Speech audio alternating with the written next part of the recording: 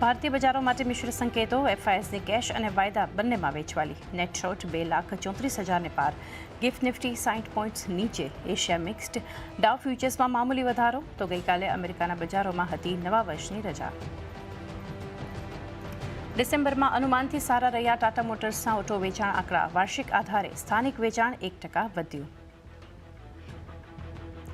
ત્રિમાસિક આધાર માટે સીએસબી બેંકની સારી અપડેટ. 26%થી વધારે રહી લોન ગ્રોથ. ડિપોઝિટ પણ 22% વધી. ત્યાં જ સાઉથ ઇન્ડિયન બેંકની લોન 12% વધી.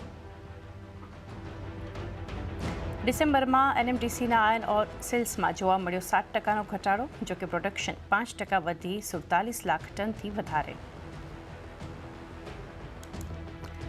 માર્કેટ રેગ્યુલેટર સેબીના કડક પગલાંથી વાયદામાં વોલ્યુમ ઘટ્યા. ડિસેમ્બરમાં એવરેજ ડેલી ટર્નઓવર 36% ઘટી 16 મહિનાના નીચલા સ્તરે પહોંચ્યા. અને નાણામંત્રી સાથે પ્રી બજેટ બેઠકો શરૂ. આજે ફાઇનાન્શિયલ અને કેપિટલ માર્કેટના પ્રતિનિધિઓ સાથે બેઠક કરશે નિર્મલા સીતારામન.